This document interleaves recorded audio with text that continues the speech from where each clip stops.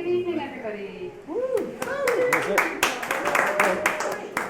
So I'm Claire. I'm a dietitian. I'm going to talk about eating sustainably. It's something that I think a lot of people are interested in. Probably the best definition of sustainable diets is from the Food and Agricultural Organisation.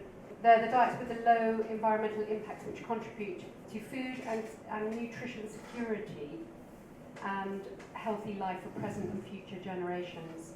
They're protective and respectful of biodiversity and ecosystems, culturally acceptable, accessible, economically fair, affordable, safe and healthy, while optimising natural and human resources. So whilst a temperature rise is inevitable, the UN Intergovernmental Panel on Climate Change, the IPCC, has proposed a safe limit for global warming increase to no more than 1.5 degrees centigrade by 2050.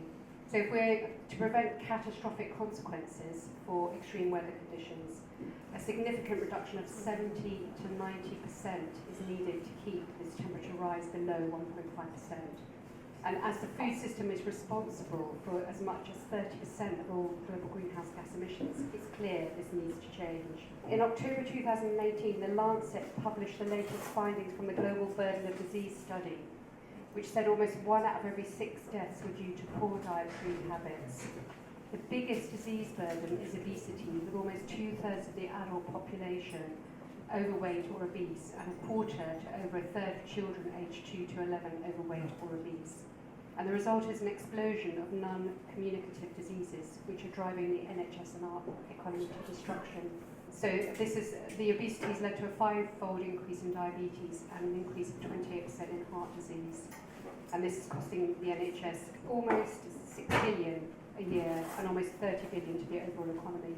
So it's huge. If we can improve our diets by addressing climate change, it might also help with health concerns. It's a win-win situation. So our food systems are damaging the planet. From farm to fork to waste, each stage has environmental impacts.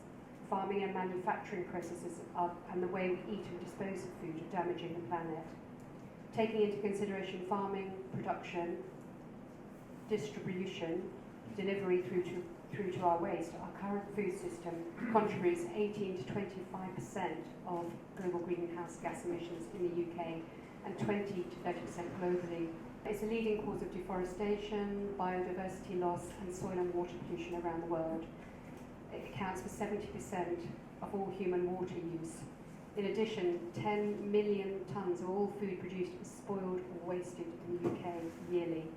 Overfishing and poor fishing practices have impacted on fishing stocks, with 85% of fisheries fully exploited.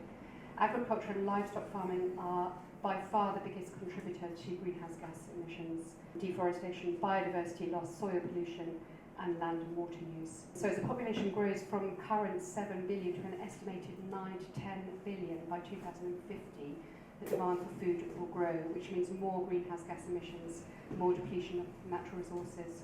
And other environmental factors are just as important for the security of food, including there's also degradation of soil, water supply for crop growth, and ecosystem and biodiversity, and that's insects and other invertebrates which are needed for pollination and pest control, soil quality. Changes in temperature, season patterns and rainfall have consequences for insects and vertebrae, which provide a vital agricultural ecosystem. Can you eat sustainably and healthily in the UK? So the 2016 Eat Well Guide, which you probably recognise, it's the review of the government dietary recommendations, incorporated sustainable factors for the first time, whilst also aiming to ensure that it met nutritional needs. So possibly the most notable change is the clear focus on plant-based proteins instead of meat, with a subheading to eat more beans and pulses.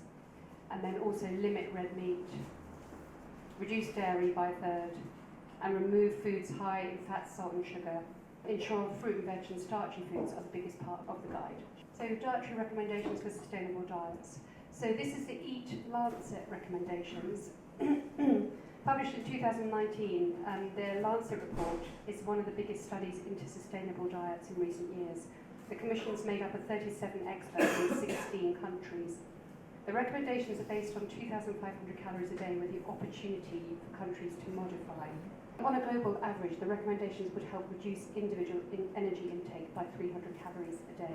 What's important to note is that there's a significant range of recommendations per food group, which enables countries to adapt to fit their national guidelines. So some countries may need to reduce their meat consumption, like Mexico, which needs to significantly reduce its meat consumption, and some might need to increase their meat consumption, such as in sub-Saharan Africa. So the report highlights that a healthy, sustainable diet can be achieved whether one continues to have meat and dairy or follows a vegan or vegetarian diet. So it recommends that over half of the intake is fruit and veg. With regard to carbs, it recommends whole grains are prioritised over tubers and starchy veg. And this evidence is taken from a US cohort study which found that the more refined carbohydrate, the bigger the intake of refined carbohydrates, increases the risk of total mortality.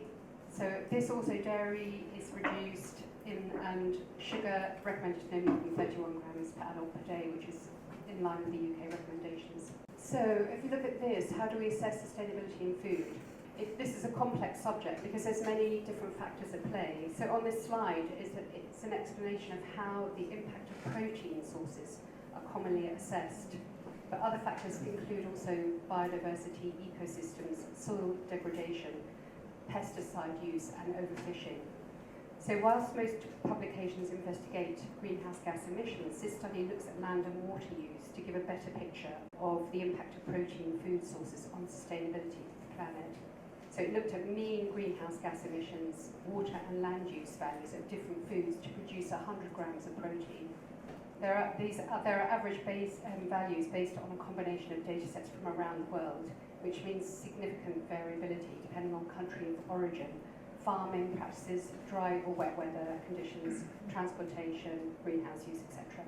So it's interesting looking at the water stress use because that considers several aspects of water, including water scarcity and quality and accessibility. So in other words, some of the water would be taken from that needed for human consumption. Therefore, a product with a high stress-weighted water use implies it's using water meant for storage, which could be used for irrigation in dry conditions and could be used for human consumption, and where possibly water is already scarce. So what's interesting to note is that water doesn't always correlate with the amount of greenhouse gas emissions. For example, although nuts have got the lowest greenhouse gas emissions, 100 grams of protein, they use the most water because they're grown in areas with scarce water. So land use is also significant as it's land that might otherwise be used to more efficiently produce protein from another source, or land that could be forested and therefore have a positive impact on global greenhouse emissions. BDA is a British Dietetic Association, and this is their diet recommendations. So basically, kind of fit what I've said, reduction in red meat, an increase, now I need to take my glasses off, an increase in plant proteins, and prioritise beans and lentils.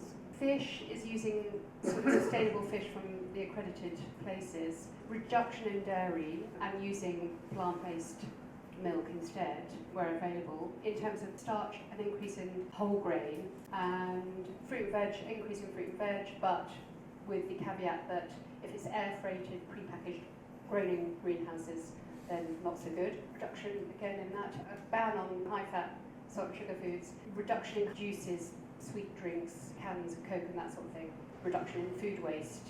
So to eat more sustainably, it's important to remember that meat doesn't have to be omitted, but reduced, and processed meat should be avoided. Although it's got less protein in it, it's got a more rounded nutritional profile, especially complex carbohydrates, which contain a lot of fibre and minerals. And it contains all the essential amino acids, so even a diet based purely on plants will meet the energy requirements and contain all your essential amino acids. Reducing food waste is important because uneaten food has no nutritional value and significant environmental impact. Individual households have the biggest role to play in this. So fruit and veg, which are perishable, are the biggest contributors to household waste. But it's a complex message to give the public because we don't want to discourage fruit and veg intake. So the message has to be waste less, buy tinned, frozen, and use leftovers in soups, stews, etc. It's also really expensive. A typical household is spending £470 a year on food, which is then thrown away. And this figure is even higher in families with children. So a sustainable diet, as I said before, doesn't have to be vegan or vegetarian, but if consumed with variety and in a balanced ways, these diets can meet all the micronutrient requirements, with the exception of vegans who do need B12. As many of us are already over-consuming protein, even vegetarians and vegans, moving to a plant-based food source shouldn't be an issue. Although we get less iron from plant sources, it's less bioavailable. It's interesting, there was a study done over 12 weeks which showed that the body adapts. There was an increased absorption of over 40% of iron. So non-dairy foods like dark green veg can contribute up to 400 milligrams of calcium. So it's going some way to meeting our requirements. And then you've got nuts and seeds, and also flour because it's fortified, along with other white flour-based goods. And then you've got zinc, which is a source of vitamin B12. Okay.